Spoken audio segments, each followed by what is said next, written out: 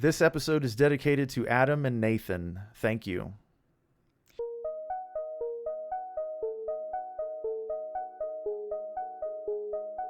All right, welcome back to Sci-Fi and Fantasy Read-Along. I am ATN.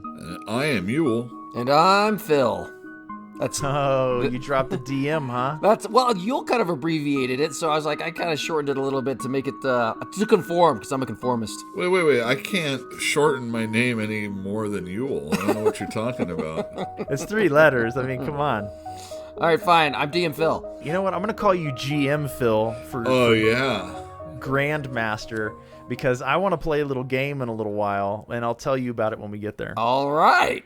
So in our last episode, Salvor Hardin outmaneuvered his political rivals and the regent of Anacreon to overcome the Foundation's second crisis, possibly its third. I would argue it's the third and that Harry Seldon overcame the first one, but whatever.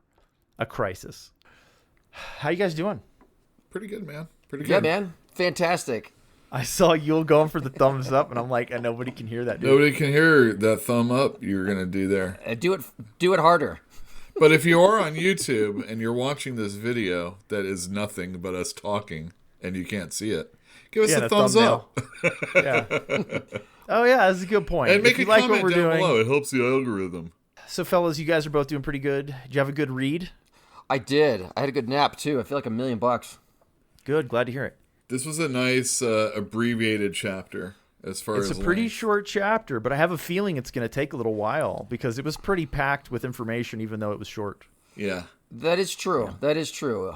But yeah, I like this chapter. I liked it. I think last one was certainly my favorite, but I like this one. It was good. Yeah, you were gushy last time. Was I? Oh, yeah, you were gushy. Was it him? No, it was we've done 3 now. Yeah, it was the third one. So, yes, when he outsmarted everybody on every planet, it was just so good. What did I tell you, Yule? This is what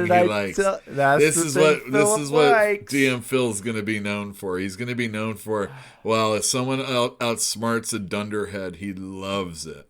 Yes, it's exactly what happened. Maybe it's because I wish I could be that guy that just outsmarts these guys all the time.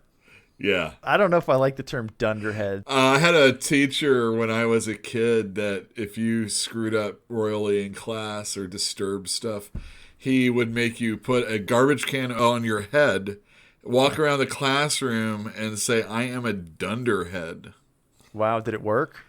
I don't think I really straightened up, no. Yeah. That sounds to me like clown training, not deterrence. Yeah, right. But it's funny. It's probably illegal now. Oh, it was a private school. He might still get sued by a parent. I know my father was not happy with that. This will make a great clip and not part of the show. Well, I prefer to call them ding-dongs, and they do seem to be everywhere in Isaac Asimov's world, his galaxy, his universe. Like, everybody's a ding-dong as far as I can tell, except for very few select people. Well, I think is Asimov like me, where he just wants to be smarter than everybody else and prove it? And this is, I don't know. This is him coming out in his characters? It seems a little bit like there's some revenge. Like he might have been mistreated by some people who were jock types, and now he's having his revenge by making fun of, people who can only focus on athletics and war and, that kind of stuff. Yeah. All of his characters, his main characters, are super, super intelligent, very well educated, and they just make fools of the people around them. Every single main character to date has had that persona of outthinking somebody else. Yes. And I have a big complaint with this one in this chapter. I don't. I liked it.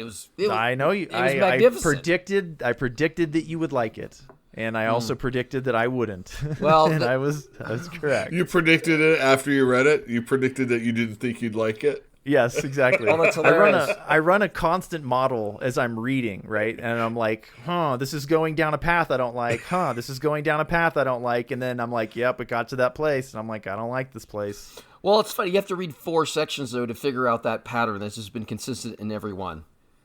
Yes. It becomes apparent. And at this point, I would say it's pretty apparent that this is Asimov, at least at this stage of his career, that is the way that he was writing his characters or Well, whatnot. if he is trying to just like one up somebody or some jock that mistreated him in the past, this is a flaming example of the pen is mightier than the sword. Exactly.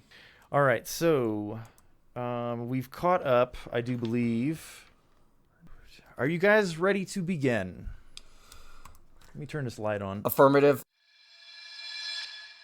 So we begin with an excerpt from the Encyclopedia Galactica. The subject is traders, as in people who trade goods. They are the advanced and commerce arm of the Foundation, making contact throughout the periphery, thus extending their grasp ever further. And their ethics might not be the highest. It says in the Encyclopedia Galactica, when it's talking about the traders, that a lot of them have adopted some of Salvor Hardin's epigrams. And one of his favorites was, "Never let your sense of morals prevent you from doing what is right." I don't know. I love that. Well, there's process-oriented people and there's goal-oriented people. And to me, the ends justify the means almost every time. So that's a perfect example of it. Well, I think we should examine this probably in a little bit closer, what that means. It's going to come up later on in this chapter. Yes, it absolutely is. And I think this might, I don't know, maybe we might have a longer conversation about it than you think. I wouldn't be surprised, actually, because it definitely comes up. I saw it happen. Fine, let's go deep into that. So chapter 1, I can't read my own writing. This is amazing. Why do I do this to myself? All right. No. Limmar Ponyets. Yes, his name, Limmar Ponyets. Yeah, I thought it was Lamar. Oh, I like that. Why not? Limmar. It's familiar for people from Texas. So chapter 1, in which we meet one such trader who is neatly ensnared in a rescue mission. His name is Limmar Ponyets. He's taking a space shower wherein his spaceship's space phone rings. Yeah, it does. And on the other end is this dude named Les Gorm. He gets the phone call, and then 3 hours later, there's another ship pulled up right alongside of him, right? And it's Gorm's ship. And Gorms comes over and he sits down. He's like, "Hey, got this personal capsule for you." Yeah, he's smoking a cigarette. Like, seriously. That would have been pervasive in that time. Well, Like, they're smoking cigars already. So yeah. Yes. It was pervasive through the 80s. I think it's funny that, smoking is ubiquitous in this book, but drinking is rare. I mean, it's common enough that it's happened 2 or 3 times. You know, like how much drinking do you need in a book to enjoy it? How much smoking do you need in a book to enjoy it? None. Not anymore. I don't need any snooze. I don't need any snuff. I don't need tobacco. I don't need any of it. I smoked plenty long. I'm glad I quit. Couldn't be happier. Yeah, but even still, tobacco for a long time has been a very American thing. You know, it was the crop, right? Come on, James Dean, the Marlboro Man. I mean, the imagery what I'm saying is it's really hard to... It's one thing to, like, imagine what's going to happen in the future. But social trends and, you know, those are even harder, I think. You know, you don't know if the hoop skirt's going to go out of fashion. What do you mean nobody smokes? That's what? When did they quit? Why? How did they quit? Well, because they started taxing the hell out of them. I went to Chicago when I was, I don't know, a while back. And I remember cigarettes were like $14 a pack. And I was like, what the hell? How does anybody afford this? Like, I mean, that's a luxury tax, right? It sure is. They go to Indiana. That's the answer. They drive around to the other state and they buy their cigarettes and they come back. So they smoke. There's these 2 fellows. That ding dong is smoking cigarettes on this other dude's ship. He didn't even ask. He just lights up. Yeah, he did. But he hand delivers this personal capsule, which is this tiny silver little sphere, and it's like locked to his DNA or something. Only he can open it, right? Yeah. So it opens in his hand, and this like metallic film unrolls, and he reads the message on there. That's, you know, for his eyes only, essentially. Yeah, and as he's reading it, the message is like disintegrating behind his like reading it.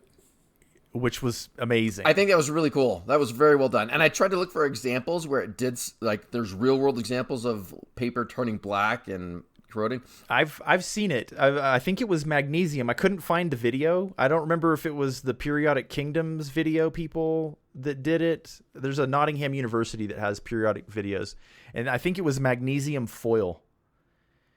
And it just decays, turns black, and like disintegrates. Well, this was not metallic. It was thin, transparent tape. Which could have magnesium in it. I mean, who knows, right? Yeah, it doesn't matter. Either way, I thought it was a very It was a very sci-fi thing to happen. Yes, right? Very cool. For your eyes only, message like disintegrates as he's reading it. It was really, really cool. But it got me to thinking, like, is this kind of like Telegraph to Pony Express level communication? Like, how would you get mail if it wasn't a digital thing? You know, it's like it has to be either 3D printed on your ship, or somebody has to deliver it to you, or send it ahead of you so you can go and pick it up when you arrive at your location. Well, which seems unlikely in the periphery, right? Well, certainly they ship parcels, but and they do have like interstellar communicators or whatever. But they said this was too important to risk getting captured by someone, intercepted. Yeah, exactly. So it was a hand delivered message. That's why they did that. Super secret. All right, so he's not allowed to explain this to the gentleman that delivered it to him. Gorm doesn't get in on the information, at least not all of it, because it is so secret. But basically a traitor, one of their kind, has been imprisoned on the planet of Azcon. Azcon. How do you guys want to pronounce this word? Because to me, it's Ascon. I think it's Ascon. Ascon. Let's say Ascon. Or Ascon. Ascon. Or Ascone. I don't know. When I think Ascon, I think of like... I'm not saying Ascon. That's never. 2 S's, dude. It's Ascone. That's what it was. It's Ascone. I think it's Ascone. Ascone. Because it's either... Ascone. Ascone. Ascon. Okay. So a traitor, one of their kin, people, type, peers, whatever, has been imprisoned on the planet of Azcon, and it's because he was interfering with politics. And that's all that this Les Gorm fella gets to find out. So, you know, he's done his job. He's delivered his message. He and Ponyets talk a little bit. We find out that Ponyets is really far behind quota and that this is really going to set him back. That's a big deal, it seems. I mean, obviously. Well, these two guys are part of a traders guild. And with that affiliation comes a certain amount of liberty and freedom and ability to pass without being harassed. It seems like his papers are worth something as far as that goes, but it also seems like he's basically a traveling salesman. Well, he is a traveling salesman, but there's also this interstellar agreement whereby they are not harassed. It's called like a charter or something like that. And in return, they have agreed not to interfere with anybody's politics or to go where they're not wanted. That's the prime directive. Bam. Oh, yeah. I didn't think about that. Good job. Good catch. Yeah. Yeah, I watched plenty of Star Trek, man. Except for the fact that this dude is not really just a traitor. Hold on to that thought, because he did go to prison for interfering with their politics, and that's when Gorm leaves. And the fact of the matter is, this guy, Gorov, is not a traitor, really. What he is... He's called Master Trader Eskil Gorov. Yeah, exactly. And what he really is he's an agent, or maybe even a spy for the Foundation. That dude's a spy. Now, when we get into the nitty gritty of what is going on, it doesn't really feel as, I mean, it is pretty subversive, actually. And even though these people are ding-dongs on this planet, they're shrewd also. I mean, they're shrewd to be wary of what's being offered them. You're referring to the ding-dongs on the planet Azcon. Yes. Yeah, okay. But we're getting into that next chapter. All right, so we learned a couple of things from this chapter, one of which was that Ponyets is also trained in the priesthood. He was trained, and then he was kicked out of the priesthood because his ethics weren't really all that good, is what it seems like. That he was too concerned with making money, I believe is what it was. But he's got the training, and I kind of want to put that bug in your ear right now. because it's not something that I saw right away. It took me a little while to figure it out. But Well, I think he didn't fully drink the punch. But either way, he was trained by the Foundation, but he quit and became a trader. he was in the priesthood, and when they kicked him out, they just sent him into a different school in the Foundation because he's a smart guy. He's a really smart guy. So I got this notion, but it wasn't the first time. Like, I read this all the way through, and then some point in time I was just wandering around and the thought hit me that his training in religion is kind of important. And I'm going to bring it up every time it comes up, but it comes up in pretty much every chapter as far as I can tell. All right, chapter 2. After a week of travel time and then a week of greasing bureaucratic wheels on Azkan, Ponyets now stands before the Grand Master and his retinue. What follows is a reenactment of actual events that took place in super deep space a long time ago.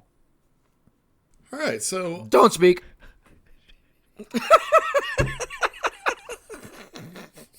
yeah, That's right. I can't endure useless chatter. You cannot threaten me. I won't abide flattery, nor is there room for injured complaints. You have been warned. We don't want your devil's machines. Why are you here? Look, accidents happen. My guy got here, and this isn't really, the way it seems. That's ridiculous. This was clearly a setup because I was already getting negotiations 2 hours after this guy was arrested. So something is going on here. Gorov is sitting in prison. There must be something we can do to get this guy out. Your goods are wicked and accursed. Well, there has to be something you want then. Well, we've heard the Foundation is rich. Well, yeah, but we're only rich technologically. He's going to get death by gas, which everybody gets that here. No matter how rich or how poor or how wealthy or smart or dumb, everybody gets death by gas, who is essentially an unredeemer. Irredeemable. Even you. That's right. Even me would get no less. Well, if Gorov is destined to die by gas, there must be... How about I can maybe go and have a conversation with him? Asconian law allows no communication with a condemned man. Well, what about a spiritual counselor? Whoa, you are a tender of the soul? Sure, I've dabbled in it. All right, thank you for humoring me. Let's discuss the important ideas that were revealed in here, though, okay? Yeah. What are they? Do you guys have any notions of, like, what's, like, really, really important to you? To me? Yeah. Yeah. The concept is that it's a Gorov. It's what Gorov is. Gorov is in prison. He's in prison for trying to advance the Foundation's interests, and he does that through religious and technological ways. It's like he's trying to sell booze, Bibles, and bacon in the Middle East. Exactly. He is a missionary. And Yeah. It's like, hey, guess what? I got a flashlight. You're going to go to these people, and isn't this great? A penknife, a razor, A penknife. If you get caught with a penknife, you are in a lot of trouble. junk. Eventually that penknife or that flashlight or whatever it is going to have a battery that needs to be replaced. And that's where the insidiousness of Nucleonics, missionaries are. Mm-hmm. Like, if we're dealing with nuclear-powered flashlights, like, it'll probably never need batteries, man. Things need to be fixed is what I'm saying. Planned obsolescence hadn't been invented yet. Well, I guess what they were thinking of is that, if you see your neighbor with an electric razor that never gets dull, you're like, I want one. And he's always got the perfect shave. Yeah. Well, and I think I said last time that it's like going to a soup kitchen that's involved with a church. You have to kind of sit and maybe, hang out for the prayer before you get that soup. Sit through it, you mean? Sit through it, yeah. That's what I mean. That's the cost. It's the cost for getting that. And the cost for getting these goods is, buy into our foundation. Yeah, our belief structure, belief system. Right. Being under their thumb. That's the idea. To my understanding, Gorov was supposed to be here under an assumed guise of being a traitor, not as a representative of the Foundation. Hold on. We know he's a spy. We know. Essentially. We know. Because of, but there's like, we're right on the edge of going into the next chapter. Well, I know, but I guess my understanding here is I thought it was clear that he was an operative of the Foundation, but not he was acting under the guise of a traitor when he got here because of cell nucleics. He was not here to proselytize the Foundation or to... I think it's one and the same thing, essentially. They assume that one will follow the other, but I believe it's explained in the next chapter. Yeah, that's think fine. it is. But my point is, right here, I guess it was on page 149, the Grandmaster says the Foundation is rich. I'm like, hey, how do they know Gorov was from the Foundation? Well, the Foundation is contacting them so that he can be released, I think. It's revealed later on also that like that's been a constant headache. Like the Foundation has always been like, "Hey, hey, when can we come over?" And he doesn't. He's like, "Get out of here, stay away from us." Keep having to remind you. It's like that evangelist kid who went to that island in the Indian Ocean. Yeah, and got eaten. Well, we don't know if he got eaten. He definitely got killed. He shouldn't have gone back. Yeah. You know what we're talking about, Yul? I think I do, yeah. He was trying to proselytize to a group of headhunters. Oh, yeah, well, that's what happens. And they shot him full of arrows, and he escaped to a boat, and then he went back. He went back, after he'd healed up a little bit, and they killed him. Or at least nobody's seen him since. Wow. That's some crazy belief, man. Yes, it is. And I don't think that's what we're dealing with in this case. I think that this is a guy who completely and utterly ignored the borders, set his ship down, and tried to make a strategic sail and got caught.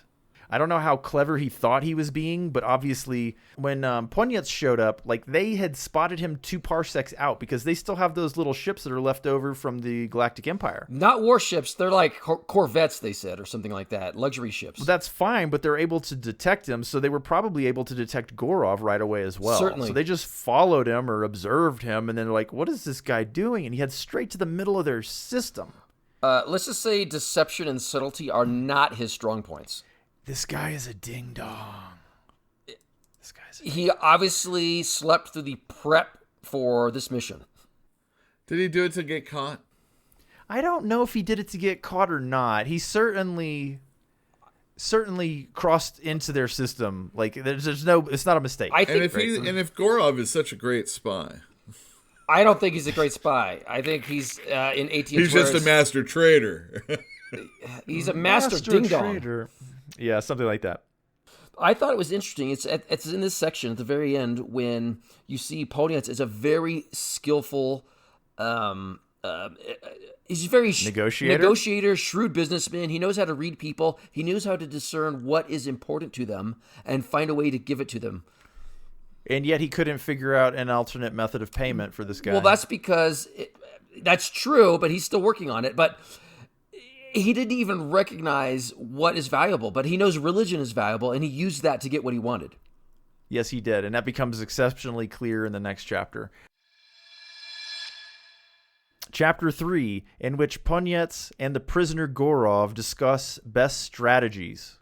So I just want to throw out there that he's wearing a bracelet. It's a special bracelet. It prevents the Asconians from spying on them.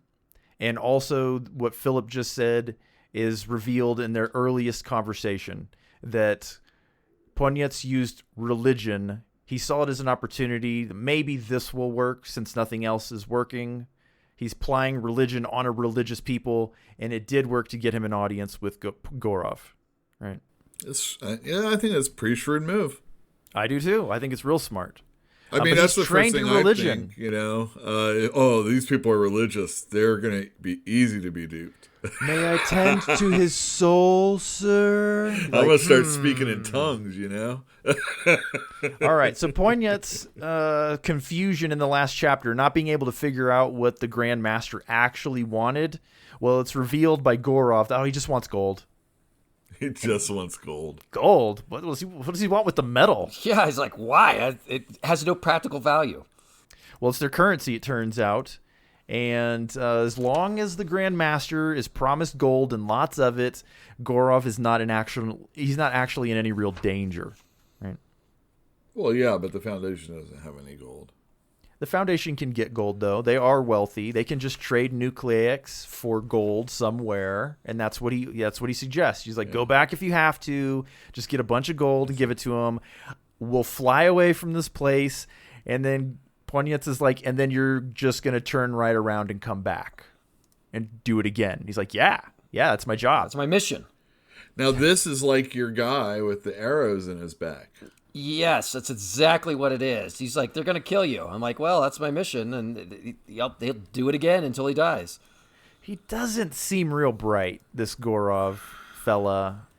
You know, like, he went about it in a real obvious way. Like, it was obvious to everybody. Like, is it supposed to be obvious so that he'd get caught so they could sucker Ponyets into coming out here because he's actually the guy they want to be doing this job? Well, that's what he that's what I was thinking, because he takes it. Well, no, Ponyets has the religious background and the actually like negotiating skill sets of a trader to be able to succeed. Whereas Gurov, who he knew, they were friends or at least associates at one time, is kind of a ding dong. You're right, man. This Gurov, it was way too simple of a screw up. And it was a blatant screw up, right? Yes, it was the justification was so flimsy. It has to be a setup for Ponyets. And Ponyets thought about this, I think in chapter 1. He was like, it's awfully convenient that I'm in the neighborhood when this guy goes and gets caught. And it's looking a little bit like having that religious background. That's the thing. Like, somebody knew that was going to be valuable in this situation, and that's what it was going to take. And so they're like kind of calling a spy in who's been on the bench. You're like, look, Born Identity. It's your turn. Get in there, man. Okay, so what is Gorov's actual mission? What's the purpose behind Gorov's mission? All right, so the deal is they introduce into Azcone society the nucleics and all the technological advancements, the atomic razor blades and the never-ending flashlights and all the other garbage that they sell these people. And all you have to do is adopt our beliefs in the Foundation, which is, more and more feeling like a religion. Yeah, but they have a really pragmatic goal. Their goal is for the security of the Foundation. Yes. They're And like, of course, these people that's the trader's philosophy, ATN. Don't let morals get in the way of, doing what's right. And the Foundation is the same thing. If I don't want to adopt what you have, am I really, if I have to eschew all these things that you're giving me, and I'm speaking for, the Grand Master here. The nucleics. Yeah, the nucleics and everything. That's my sense of morality and doing what's right also, Can you really do the right thing and ignore your morals? I guess this is really what I want to ask. But I don't know, man. I mean, they're your morals and you can go against them to do the right thing? Okay, so let's set up the Azconian rules, essentially. They are a group that has ancestor worship, which I think is something similar to what the Japanese have, right? They have this sort of ancestor worship, and their ancestors have forbidden the technology, the high science, and the futuristic technology that we would think of that was associated with the Galactic Empire. When the Empire collapsed, the Azconians kicked the Galactic Empire, whoever they were, they kicked them off the planet and take your technology with you. Right? That kind of thing. Yeah. And so now it's forbidden. That technology's forbidden. They still use the old ships and they haven't thrown any of that stuff away because it's very useful to them. Got grandfathered in, I guess. Yeah, essentially. So the idea is that if somebody from the Foundation can come in there and strategically sell nucleics to somebody in the court, they will have a self-interest in their motivation for making it legal for them to use the technology that they have become enamored with. To put it in a different way, they're trying to seduce the powerful people of this planet to get addicted or to get enthralled with these. Oh, addicted is a good one. To get enthralled with these devices so that then they'll. Strung out. Let's continue the metaphor. They're trying to string them out on the junk. Oh, you mean tobacco? Oh, yeah, that's a good one. That's a good one. Once they realize how awesome these devices are, they'll start changing the rules to adopt them. It's like, oh, you'll sacrifice your principles when it's too convenient to, when the benefit is so great. I mean, your principles disappear. You know what I mean? Yeah, absolutely. Self-interest still rules the day. Yes. Right? Well, the point is the Foundation can't control a planet that refuses to give them audience or doesn't. Do you remember the fable from last chapter about the horse and the man and this is a horse that won't let the man ride. Right. They're like, that. no, we've got this. We can handle the wolves ourselves. Thank you. And the Foundation will not rest until they have everybody under their thumb. Because after all, they are carving out a new Foundation. They're carving out a new empire out here in the periphery. All right, so this is Gorov and Ponyets still in the cell, still having their little discussion. And Ponyets is like, wait. Your plan is ridiculous, and you're not a salesman, which is patently obvious at this point. So why did they send you, ding dong? Because, I mean, I think he's correct in assessing this man as, like, not the right guy for the job. So he tells him to step aside. He's not doing it for the Foundation, but if you want something sold, get a traveling space salesman to do it. It reminds me of my father when he would have me mow the lawn. And if he came out and didn't like what I was doing, he'd finish it up so it was done right. Ooh, so you never did it right the first time, did you? He screwed that one up. No, I did fine afterwards. Yeah. It seemed like, this guy's like, this incompetence, I'm going to take care of it. Do you remember the show Community, Yule? I know of it. Did you ever watch anything from the last season? Oh, no, I did not. There's an episode called Grifting 101. And, like, when I got to this chapter, at the end of this chapter, I was like, oh, I sense a grift. I sense a grift coming. That's how I ended this chapter. So I guess to sum it up, the way I understand it is Ponyets realizes that Grov, there's no way he's going to succeed at this mission until he's going to die before he succeeds.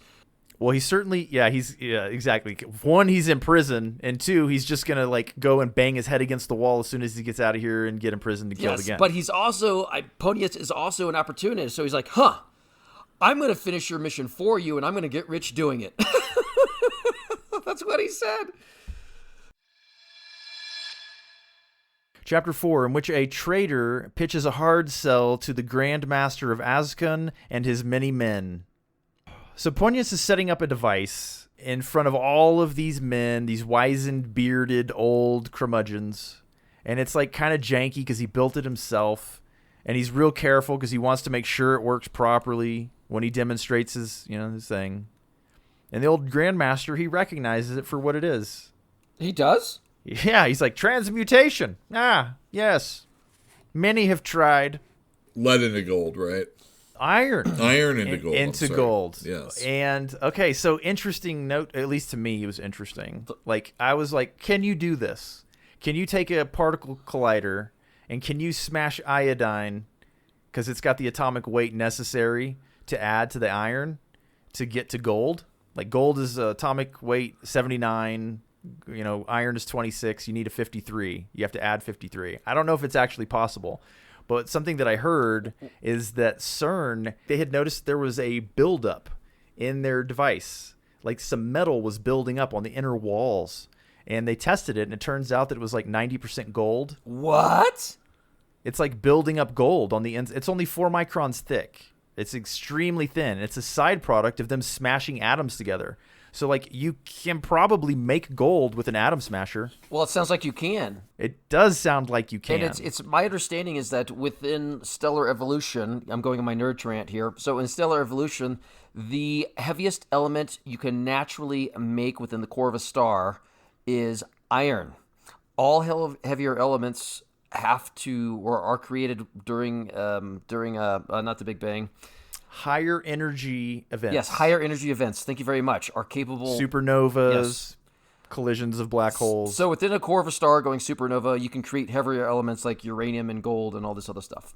Well, what he has created, what he's constructed, and what he's choosing to demonstrate has an anode. It's not a super collider.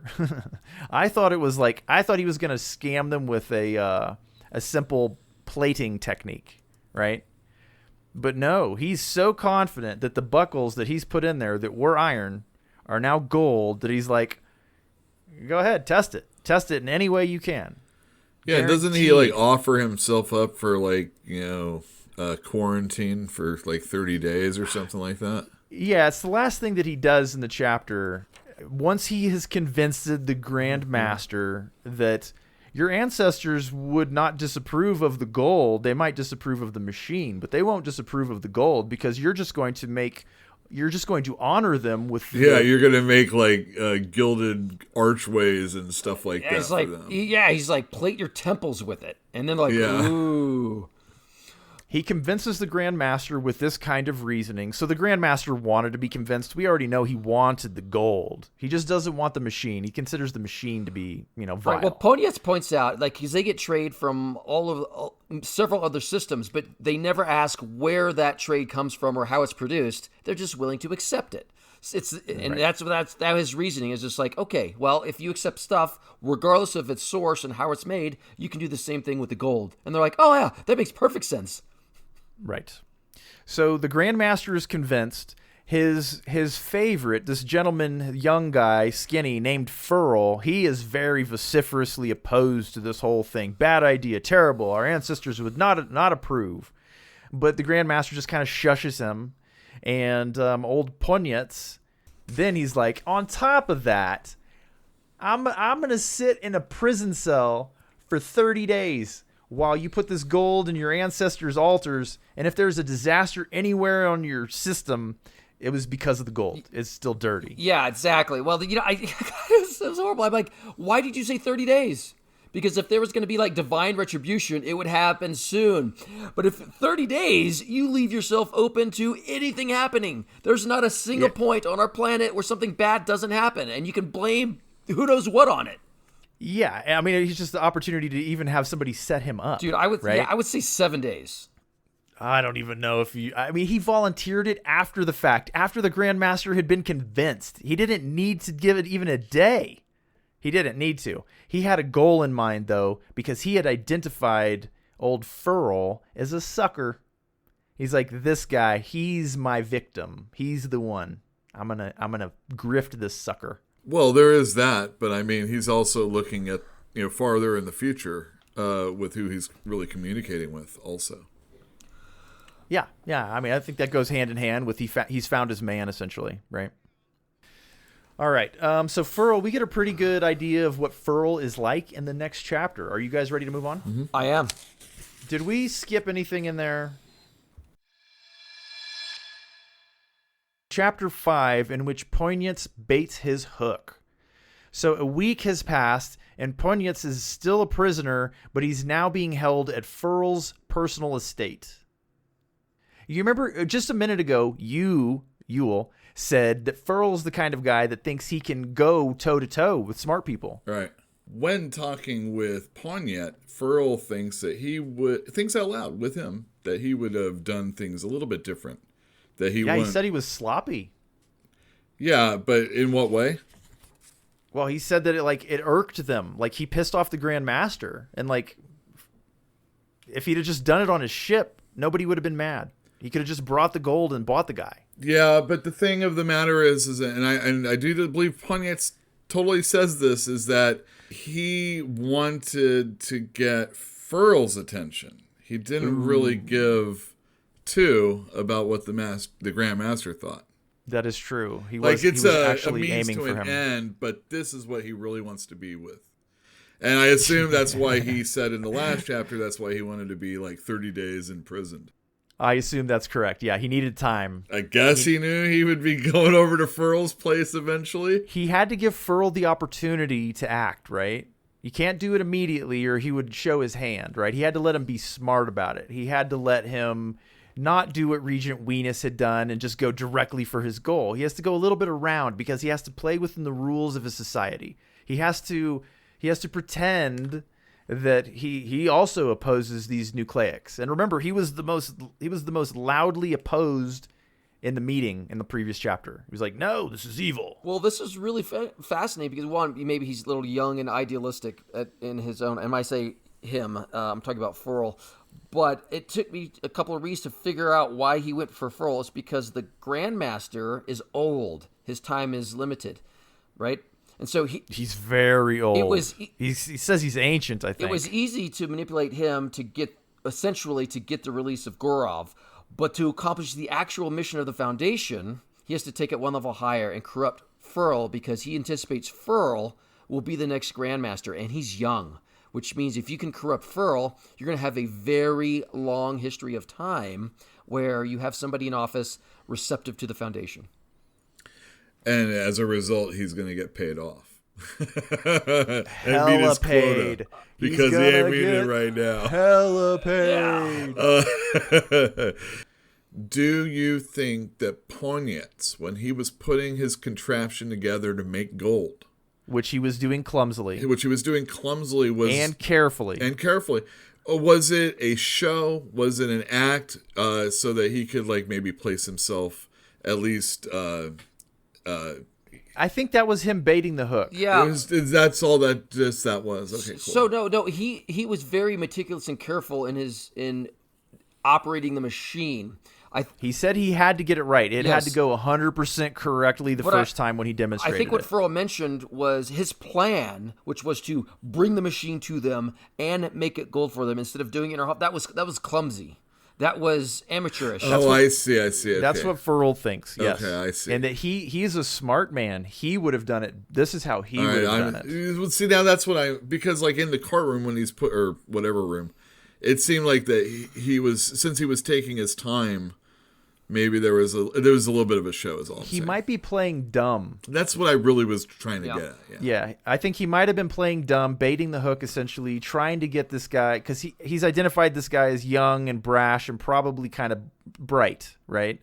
At least Furl thinks he's bright. He thinks he can go toe-to-toe with Ponyets. Well, he is bright. I mean, to be able to be so young on the council, he is bright and capable and shrewd. Yes, and he's maneuvered himself into a position where he can be the next Grand Master, but as Ponyets points out, he's young, he's from a young family, and he's not from the 5 tribes, so he's going to need a lot of funding to ensure that he's the next Grand Master. Yes, he appeals to his sense of inadequacy, which is... And greed... and family pride. Yes, a lot of things. So get this guy on board with the nucleics, and he will be forever voting in favor of. For a long, long time. And that's what he said, is like, everybody else on the council is a member of the 5 tribes. Do you think they're going to allow you, who's not a member, be part of that? No. But you can do it. You can buy your way in. Right. So he suggests that Furl buy this machine from him. That way he can print his own money and he can guarantee himself that next position as Grand Master, right? And Furl's like, well, I can't use these machines because they'll kill me if they catch me using this machine. And he's like, oh, well, you just hide it in a dungeon somewhere and print money. And his price for selling him the transmuter is, what did he say? He said it was 1 cubic foot of gold's worth of wrought iron. I don't know what the conversion rate is, but... I do. All right, great. Let's tell us, what is the current conversion rate between gold? Do you want the current value, or do you want the inflated value? Well, gold is what, 1850 right now? Let me explain what I did, and then we can talk about the actual figures, okay? A cubic foot of gold is 1,206 pounds, or 17,587.5 troy ounces. Gold in 1943 to 1944 was approximately $36 an ounce, so that amounts to $633,150 worth of gold in that time, which translates from inflation to $9.5 million today. And he wants that much money's worth of wrought iron. Oh my gosh. How much iron is that in today's dollars? In today. Well, wrought iron sells from between $1 to $3 a pound. Pound? Oh, okay. Yes, if you buy it. So it's a massive, massive amount of money. Well, either way, it is more than a ton of iron. How many tons of iron is that? I mean, it's many. It's 9.5 million pounds of iron, wrought iron. Do you want me to do the math? It's 630. Let's just call it 633,150 pounds. How much? But I mean, how much was iron then? That's why I'm doing it that way, right? That's why it's 9.5 million pounds, because iron, whatever it cost back, I can't figure out what iron cost then. And it's not iron, it's wrought iron. There's a difference. So if you knew how much wrought iron was then, you could figure it out. But assume it's up to 10 cents or something, right? It's going to be a very small amount. So it's a lot. It's a lot of metal. Probably enough to fill his ship. So the guy is like, Furl is like, that is ridiculous. I'm not going to pay you that right now. I need at least a week to run this machine to make sure it works, because what if it breaks the minute I pay you and you leave? So no, you're going to be my prisoner. If you raise a stink, I'm going to have you executed for trying to bribe me. And we see there's a twinkle in Whiskey Jack's eye.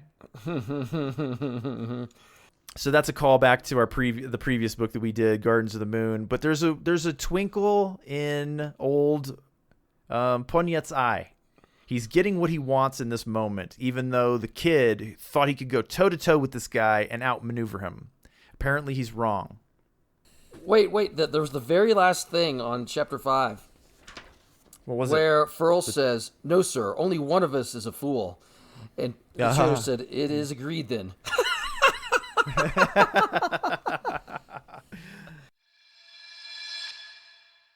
So Chapter 6, in which our heroes chuckle at the Azkon dupes. So Goroth is released some days later. He was exchanged for 500 pounds of gold. And he and Ponyets are being escorted from the system separately in their separate ships, but they're talking over the relay, the hyper relay, hyperwave, whatever they call it, the ether, essentially. They're making their getaway. Well, they're not actually making their getaway. They're on their way somewhere. Yeah, where are they going? Yeah, where are they going? I don't remember. They're going to Furl's mining colonies. Wait. His mining colonies? What for? To pick up all the tin that he shysted Oh, him that's for. right. And that's where we're finding out finally what the ultimate plan of Ponyets is. It's revealed just like a murder mystery. Well, it is, right? But Goroth is like, he's really upset and he's flipping out because he thinks that Ponyets has completely botched the entire job. Yeah, he did it wrong. Oh man, I had a theory that Goroth might not have been as dumb as we thought, but now I'm thinking he is again. Because, sorry. Depending on who put these things in motions, they might be the mastermind of the whole thing anyway. Knowing that Goroth is going to be this way, and then this guy's sitting out here and he's going to be relaying, But unfortunately, at the end of this chapter, there's no Harry Seldon part, so I don't know who it was. Right, exactly. Well, I mean, this might be an unforeseen crisis. Not necessarily unforeseen, but like one that just goes under the radar. They don't realize that a crisis has been passed here. Or averted, or maybe it's the beginning of one to happen. Or maybe they did. Maybe they did know this was kind of critical, but we have no idea because we have no contact with the Foundation. Right. Or the inner thoughts of the Foundation. It's very tenuous, our grip with them right now. But yes, the entire thing is explained. The grift actually was not really a grift. It was blackmail. Because this dumb kid, Furl, he'd never heard of a recording device. So he went and used this thing and was recorded using this thing, converting the iron to gold. And then, And then celebrating the fact that he has created gold. Oh, it's amazing. He just became super, super rich, right? He just cemented himself as the next Grand Master. He's happy. He's proud. He thinks he's outsmarted this guy. And then he's confronted with a 3D color video of him. And he's like, busted. Well, that's the problem also when you're keeping all this technology away. He might not it's forbidden. Yeah. So the same thing that was going to happen to Goroth. This kid's going to die. If it's revealed, the crowd, he says, is going to tear him apart. Oh, but Ponyets says he's going to project this in the square, basically in the central square. Times Square. Yeah. Public shaming. So he's got this kid basically right where he wants him, and so he fire sales all of his stuff for double the price that he normally would have sold it for. And in exchange, he's going to take all the tin that he and Goroth can fit in their ships as payment. Because apparently tin is the stuff. Well, tin is a lot more valuable than iron. And that's what he wants, tin. And Goroth is not only was he questioning, the way he went about doing things, Ponyet, but he also questions his morality, which is ironic, right? Right. I mean, that's the whole. What's the saying? The trader's saying was, brings it all Never in a let big a circle. sense of morals prevent you from doing what is right. The long short of what Ponyets did is he used his religious training like James Bond would. Like it was training for him to do his job, right? He just used it to his advantage. He took advantage of religious people by having religious training. And he outsmarted them all and rubbed their noses in it a little bit. And now he's laughing as he flies away. I was a little disappointed, personally. How so? I wanted a grift. I wanted him to actually outsmart this kid. You know? Like, convince him to buy the stuff.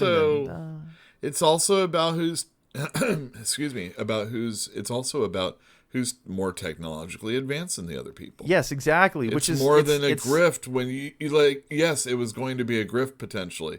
But I realized I didn't have to when I realized they didn't have electricity. He did. Or whatever. He outsmarted this kid 6 ways from sideways. It's sometimes I mean, do you outsmart somebody when they have no knowledge of what you're doing? No. No. It's like Clark Tech, you know? Like, we look at some technology and we're just like, it's magic, right? The kid has no idea. It's not, I mean, no. I completely see your point. There is another person in our media, in our movie media that's out there that also reminded me of Ponyet just a little bit, and Phil said it before we got on. Yeah, but you do it. You go, Yule. No. Since you said it and it backs me up, I like to hear you say it. I swear. What did you think? And we had no conversation about this, but the way Ponyet was acting, and it's all about himself and getting that money. And you know what? Well, and rebellion ain't that big a deal. Who do you think it was, Phil? Oh, man, this was Han Solo all the way. Yeah, Ponyets was Han Solo. He was, like, self-serving. He was clever. He's ultimately going to betray somebody and get rich on it. I loved it. Especially at the end when he said, "What are the odds?" He was not doing it for the Foundation. He was real clear about that. Well, you guys say he didn't outsmart him, but yeah, because he secured the release of Gurov. He got them to buy into the nucleics thing, and he earned double profit. Yeah, no, he did a good job. And he's job. gonna meet his quota, right? Yeah. Yes, he's gonna surpass his quota for sure. Yeah. I mean, it was a win-win-win. But he didn't do it in a way that, like, my expectation was the grift, and the grift is not blackmail, right? That's a crime. Blackmail is a crime. A grift is when you convince somebody to do something out of self-interest that turns out to be good for you and not for them, right? Well, you have to be able to adjust on the fly sometimes. And again, if you realize that dude doesn't know what's going on, you got to take advantage of it. And that's part of a grift also sometimes. Well, he did take advantage. Yeah. Well, I keep running across this notion that, like, the people that our heroes are put into opposition with are ding-dongs. They're not. Oh, and I thought you were going to say something about religion more. So it's just the dichotomy of characters. You have one guy who's knows everything and how to make sure everything happens the way it needs to happen, and then you have all these other rats that are running around, doing things whether they know or not in service of that person.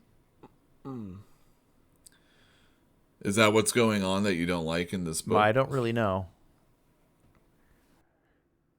The stuff that I don't like is having, like, the expectation that he was going to outsmart this kid and the situation. Like, I just think that the situation wasn't really outsmarted. It was just blackmail. I liked it. Going back to Harrison Ford, do you remember when he could when he had those guys with swords against him? That was Indiana Jones. In Indiana Jones, and then he just pulls out his guns and shoots him instead. Everybody laughed in the theater. Thought it was the greatest thing ever. It was. I feel like that's kind of what this is, Maybe not. I mean, maybe it's just because I'm linking it to Han Solo and Harrison Ford, and this guy is a guy that... I just feel like it's a mystery. He's more... Right? Yeah, but when you're only into your own self-interests, I don't think... I don't know. I don't know if you need to do that. Asimov likes Agatha Christie, so I was kind of expecting something like that. where Poirot figures it out and explains it to us. And he did. He explained it to us, but it wasn't him being smart. It was just him having an advantage and exploiting it. Well, we got that last chapter, though. I know. This is a different character. But it's the same thing. When you're the same out thing on happened. the fringes of the universe and you're trying to get this stuff in the back hauled, within a few weeks to where it needs to go so you can meet your quota, you got to do anything and everything to get that done, Etienne. Anything and everything. When and you he know what? said that his product was rotting in his cargo holds, I was like, what is he hauling? Strawberries? Turnips. I was going to say Like, meat or something like that. Potatoes. The sloppy joes he had, and he had to sell that stuff. Well, what this actually made me think of is actually in Star Wars, where was it? Not the Last Jedi. It was the one with Rey, where they found Rey, The Force Awakens. Where Never heard of it. Oh yeah, you have. So when Han Solo was on that trader ship, that tug, whatever it was, transport ship, doesn't matter. So and then like the Conja Club and Suavi and Death Gang show up, and they're like, and then he talks his way out of it, and and then he's like, you do anything to get out, and he's like, I never made a deal with them, but obviously he did because he's this brilliant scoundrel in his own right. And when all things go south and the Rathars come out, he doesn't hesitate to throw that one right into the mouth of the Rathar. That's why this guy's Han Solo. That one? That one what? He threw that one into the mouth of the Rathtar? Yeah. That one what? That one human. What is this, in Solo? I don't remember this, man. I don't remember. I'm sorry. That might be a really good story, but I need to see the movie again to follow Ford you. Han Solo, was it? Yes, it was. That was in Force Awakens? All that happened? Yeah, when he was on... God damn, that sounds like a good movie all of a sudden. I don't remember that at all. I don't remember You guys got to watch it, because that was like a complete... No, I don't. I've seen it twice, and I can't remember that obvious. You remember what I remember? When he got killed, and I laughed. I thought it was so funny. Oh, I hate you, yo. I was like, this guy, and it was right before he died. I'm like, Harrison Ford doesn't even want to be here. You can tell in this movie. And then he dies. I'm like, that was written in. Yeah, he phoned that one in for sure. Oh, man, that was like horrible. I mean, Han Solo was like a dad to... He's a dad to you.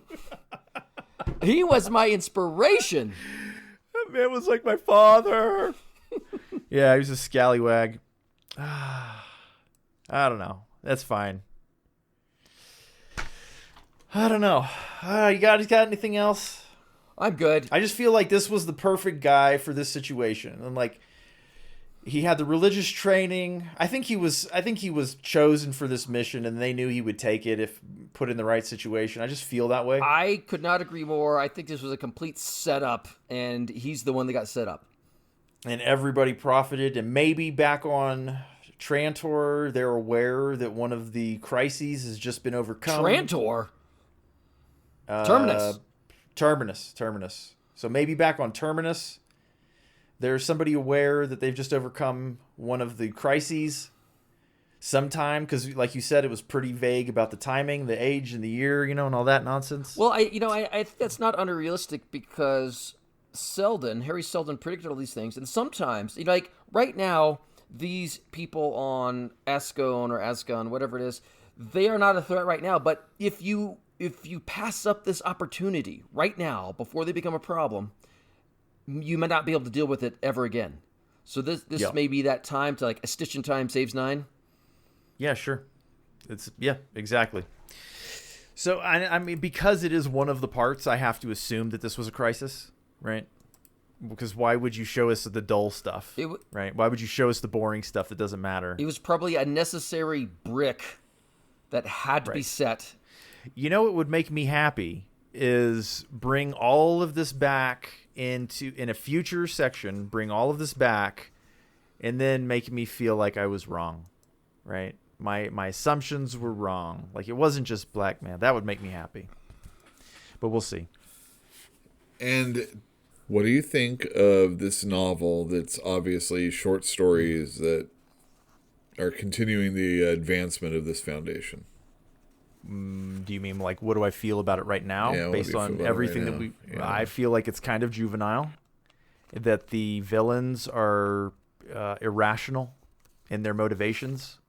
and that the heroes are smarty pantses, and that's kind of just how I feel. The characters are kind of a little too simple for me, and the challenges as they are 50-50 satisfying. What about the scope of everything and how it's all working? I guess world building. I mean, I don't know yet. I think it's too early to judge. I feel okay about it because, like, the way that he's building the galaxy, it's kind of like he took us from the center of the heart of the galaxy and he sent us to the periphery, and then immediately things start to disintegrate. But immediately we see the foundation is already, like, starting to develop. It was something that you said in episode 2 where you'd asked the question if the end ever really came. Like, if the end of the Galactic Empire actually ever happened, because the foundation is basically a direct continuation, right? So maybe there's an analog in history that I'm just not aware of. Is this Byzantium? Is this the Roman Empire after the Roman Empire fell? I think it's a little different than that. This is essentially, if you think of Catholicism as an empire, that's what this is. Yeah. Okay. This is the fall of the Roman Empire. And their technology is saving your soul? It's spun in a different way, but essentially the Foundation has tendrils everywhere on the planet. Or, I'm sorry, in the galaxy. Not everywhere, but they're spreading out in all directions. In the periphery. Yeah, they're spreading in the periphery. And they aren't a power in their own right, but they are obscenely influential, and so is the Catholic Church. Okay. I'll go with that. I wondered about Azkun. And in the moment when I was reading it, if there was a historical analog to that confrontation where, like, somebody had come from the outside and tried to, like, mingle, make contact, make some money, and a society was like, nope, you're going to die. Well, I think in the early days of the spread of Christianity, Catholicism, what have you, I'm going to use Catholicism as a specific one before Christianity splintered into so many different groups, but it was very common for missionaries to go convert people, and that was often a very dangerous thing. Yeah, as it should be. Well, the question that was asked of me, Yule, like, turn it on yourself. Like, how do you feel about this book so far? I think it's good, and the thing I find that I like the most is just how massive all of it is. And as a thing that's written in short stories and then built upon later on down the line, that's kind of a neat thing. Like a palimpsest. It's like a layer of paper with writing on it, and then more paper written over it, and then more paper written over it, building up a story. Oh, I like that. I know. That's the metaphor or whatever. Or layers on your Photoshop. Or it's canvas that you repeatedly paint over. Sure thing. That's how watercolors work, right? Or is that oils? I don't know. Oils are built up over in layers. Yeah. Hundreds and hundreds of layers, yeah. Amazing. Anyhow, so I'm kind of seeing this book like that, and some of the idiosyncrasies in the writing don't really affect me as much, and the fact that the characters aren't as fleshed out, I don't know if I would agree with you in that. Maybe they are kind of one-dimensional, and you're right, the good guys are really great. And the bad guys are very poor. I think the good guys are less one-dimensional than the bad guys, but the bad guys are, like, self-destructively dumb. I think in the form of a short story, it plays out a little differently. If you're reading those pulp novels or magazines back in the day, you got to churn that stuff out, and it just works a whole lot differently. And you can't be so artistic, and it's not until, like, the lens of time changes that we look back on it and whether or not we're going to really, put it in the stratosphere of great writing. But I like his ideas. Like, all science fiction is usually, it's heavy on ideas. It is heavy on ideas. Do you think this book is overrated so far? No. So, Philip, why don't you answer the same question? I just did, but I'm sorry I interrupted you. This is your... No, it's okay. I agree with Phil. No, I don't. I'm looking at how what's overrated. What's overrated? Okay, so, like, about this, yeah. When people treat Asimov like he is the bee's knees, the best ever, the big deal on the block or whatever, and, like, I don't see it yet. I don't see it here. I have yet to be moved as much as I have been at a science fiction novel as I have when I read The Sparrow. And it's got a lot of this. With good cause. And man. it's got a lot of religion. And it's obviously stands on the shoulders of people that have come before. And that's why you want to give respect to Asimov and others. I'm not saying disrespect him. But I don't think this book is going to move me like that one. Yeah. And it's a high bar to achieve as far as I'm concerned when it comes to that. But I think it is a good book, and it definitely is. Again, just with how much is going on, consider the time. Yeah, it's a great book. Please, Okay. Philip, what do you think? Well, overwhelmingly, I agree with Yule. I'm satisfied. I'm entertained. I'm engaged. I'm enthralled, and I want to keep reading it. And I just see these, I guess, tantalizing connections and hints that I find very mentally stimulating. Does that make any sense? No. Oh, okay. It doesn't make sense to you because You're very vague. Okay. You're extremely vague on everything you that's said. fine. really? He Yeah, was trying to use big I words. find it tantalizing. It's like, what? What do you find tantalizing? Okay, well, you asked how I felt about it. That's how I feel about it. That's literally how I feel. Okay, well, how about don't take me literally Okay. every time? Like, everything that Yule talked about is fair game as far as I'm concerned. Okay. You know, like when he said he liked, the scale and the scope of it, like that's a detail. That's interesting. Well, then, just to elaborate on why I'm so enthralled about this book and why I find it so stimulating is because he as an Asimov, has come out and said he used the collapse of the Roman Empire as a template for the story. And just knowing that, and then adding on to the fact that I know that Asimov was a devout atheist. And then you really start seeing how this book is written, the way it's written, and why it's written that way. Because to me, I use the example of the foundation is essentially the papacy, the rise of the Roman Catholic Church, and how it's spread out to everywhere. It influences, kingdoms and countries and everything else. And enormously, unbelievably powerful and influencing, more so back in the day, but certainly still very, very powerful and influential in our world. And so when I see that, and Asimov writes it in a way that kind of seems like the foundation, aka the Roman Catholic Church, is a little underhanded and devious and not honest. They are rather unswervingly devoted towards accomplishing their objectives. The ends justifies the means, right? Yes, exactly. Well, yeah. Don't let your morals get in the way of doing what's right.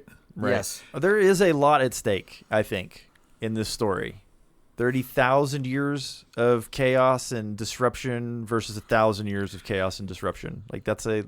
The other thing about religion is that it also is how easily a religion can come from something, even when it had no desire to be religious and it was steeped in science, and it still can happen. It's peddling holy water of a different form.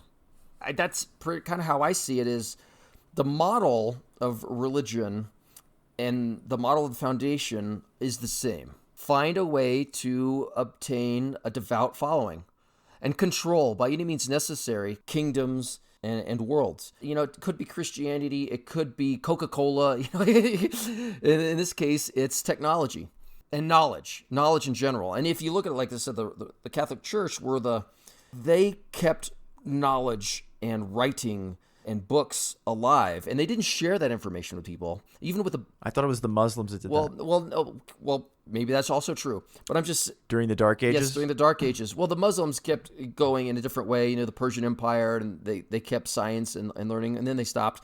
But all the copies of the books, too. Mm-hmm. Like, their libraries didn't get destroyed or looted or burned for heat. Well, right.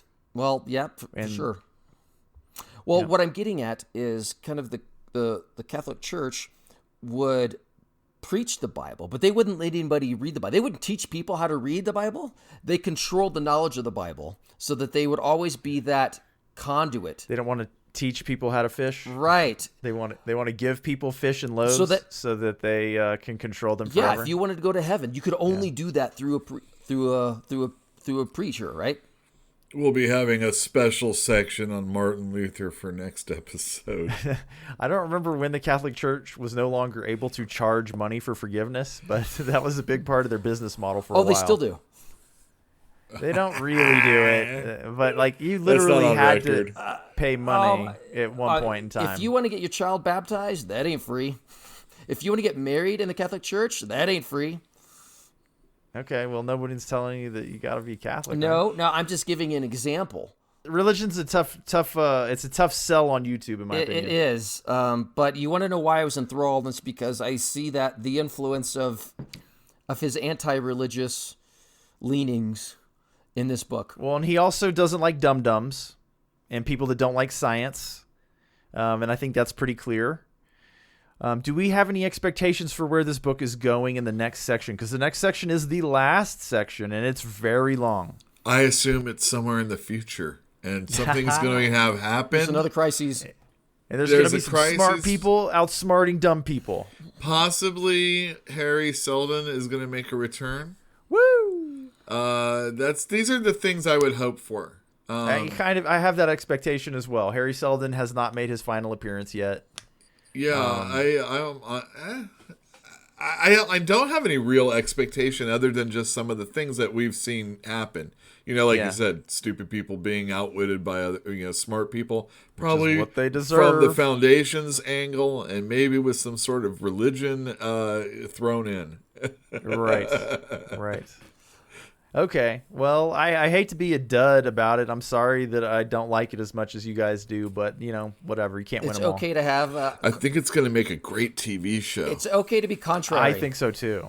Add a little romance, a little kissy-kissy, so the ladies will be happy to watch it with their boys. Actually, if you just add a lady into the TV series, I think it's... Just one. Please, just more than put somebody in on a one. video screen, please. Oh my God, it's hilarious that there are no women in this book. It's absolutely insane. All right, well, I think that does it for this episode. I think we've talked it to death, don't y'all? For as short as it was, I think we did. Yeah. Oh, dude, yeah, we did this for 2 hours. We fucked it. Well, these people don't know that because some of it's going to be... A lot of it will get cut out, I'm sure. Well, anyway, that's going to do it for this episode. Thank you for joining us. We'll see you in the next one. Keep reading, everybody. Bye. Bye.